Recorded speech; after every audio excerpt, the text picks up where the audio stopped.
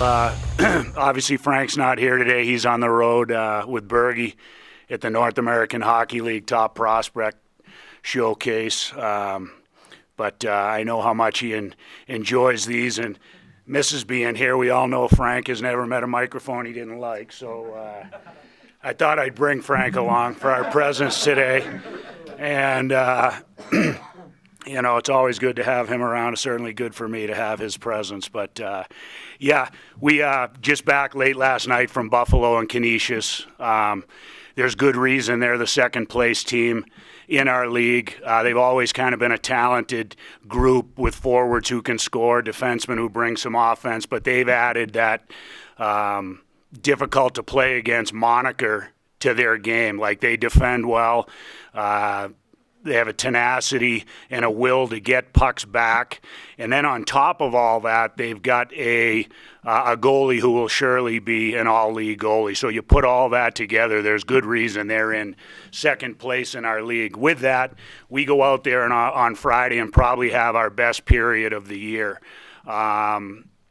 Outshoot them 18-7, and shots aren't everything. It doesn't always tell the tale, but in this particular instance, it did.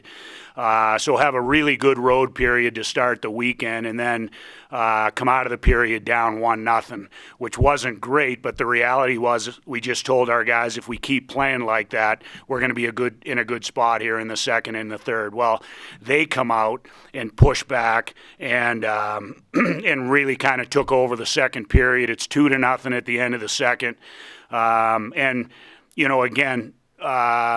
We're in the game. We have a chance. If we have a good third, really the next goal probably determines the game. If we make it 2-1, we're in a good spot. They get the third one. It goes a long way to sealing the game in their fate. And not only did they get the next one, they get the next two, which was somewhat disappointing again after the start that we had. What was encouraging on the back end was the way we pushed the last 5, 6, 7 minutes. Now, we had numbers. They took a couple of penalties. We ended up having a 5-on-3, a 6-on-3. But we get a couple of late goals, and it wasn't so much the numbers as it was the desperation and our commitment level to puck recover and get to the net front and put purposeful pucks to the net that we were happy with. So it was a good end of the game to lead us into Saturday night. And with the guys on Saturday and going forward, our message here is going to be it's a playoff weekend. We're going to be in a situation here very shortly where we're going to be faced with a best of three. We go in and get the first night. Our message is going to be, or we go in and we get the W on the first night, our message is going to be, do you want to play Sunday in that third game, or do you want to finish this Saturday and have Sunday off and be better prepared for the next weekend? Or if you go into a weekend and it's a best of three and you lose the first night like we did at Canisius, it's do or die. It's survive and advance, and that's how we couched Saturday with our guys was, how much do you love each other? And our group really does love each other. They love being around each other. They practice hard.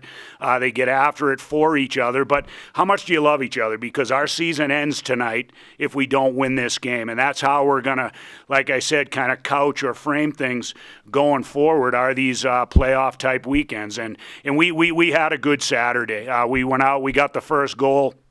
Workman-like goal where Will Gavin, kind of a skill play, buried one, but it was a function of other guys doing their job, coming up with pucks, getting to the net. Then the game until late in the second kind of stayed that way, if I remember correctly, and they get one late in the second.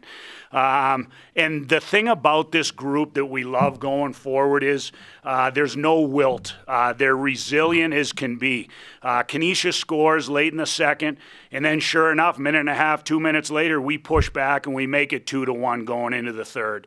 The third period, Canisius is making a mega push, and so they end up outshooting us by a lot that period, but they weren't grade A shots. Schilling was really, really good on Saturday. He was really good. He faced a lot of shots, and he had some grade A's, but that third period in particular, a lot of those shots were perimeter. And but they make a high-level line rush offense play that they're known for, and it's 2-2. And again, same thing. 3 minutes left. Could have wilted a little bit. We didn't. We actually had a look late in the third, and then if you look at the shots in the 3-on-3 overtime, they were 7-2 us. We had a couple of breakaways, some grade A looks in the net front, and then we end up getting one late in that 3-on-3 to capture 2 points. So going on the road and ultimately coming up with 2 points after losing on Friday, we have to feel pretty good about ourselves going into this week. And it's a big week. It's a big, exciting week. Our players have put themselves in a spot where we're still fighting for that top 6 and bye in the first round spot. And so it's a huge week. Every weekend, obviously, at this point is going to be, but 4 of our last 6 are at home, starting with these 2 against Holy Cross, and they're way better. They have a new staff. Billy Riga came over from Quinnipiac. There's some spillover at Quinnipiac's 23-2 right now. That current staff they have, including Mike Corbett, who is here, is a fabulous staff, but Billy Riga did a great job there. He's doing a good job at Holy Cross. They've won their last 3 weekends. They've beaten West Point, they've beaten AIC, and they've beaten Sacred Heart. They're in last place in our league, but they're playing some really good hockey and winning some games against some good teams right now. So it's a big challenge, but we have to go into this week thinking we have to grab points. We have to grab a big chunk, if not all of these points, to ultimately get to where we want to go, and our guys are excited about that. Do you guys talk about the bye at all? Like, say, hey, this is where we are in the standings. Like, do you talk with the guys about that at all? I think they know. They know you need to be in that 6. And right now we're tied for 6 with 2 other good teams, Niagara and Sacred Heart. But we're in striking distance all the way up to 3rd. So it's right there in front of us. They know that bye is a goal for us, and what it means to get that bye is 6 or higher in our league. So we mention it every now and then. Really, this group has been great about creating a new slate every week. Like, we're going to go out today. We got home late last night. We'll go out today, break a sweat, snap some pucks around just to keep them moving. They'll get a good lift with Drew Baudette. But it's a new week. Like, they know that's behind us, and Holy Cross and 6 points on the table this weekend is what we need. But we get there by being good today, being good on Wednesday and Thursday, and then Friday will come soon enough, and we'll have a chance to go grab points. But so it's not overly talked about, but everyone in the room knows. I think Frank's biggest gripe is no transfers, can't have it at the academy. But I still think the other flip side of that is you have this group of young guys kind of really coming together. Gavin, Castino. I see this coming together late in the season. Is that something to be excited about moving forward, do you think? It is, 100%. And that's in our favor. We keep guys typically for 4 years. We've lost some guys you've heard about over the last few years. It is what it is. But we have a chance to have guys in our room for 4 years. Obviously, the tricky part this year is we only have one senior. When we get into a spot where we have 6, 7, 8 seniors, let alone juniors, sophomore, freshmen, then we're really in a spot to win consistently and win big at the end of the year. This group surely can still do it, but that's ultimately where we want to get is 5, 6, 7 seniors, 5, 6, 7 juniors with underclassmen doing potentially what an underclass like this is doing. Then we have a team this time of year that really can beat anybody on any given night.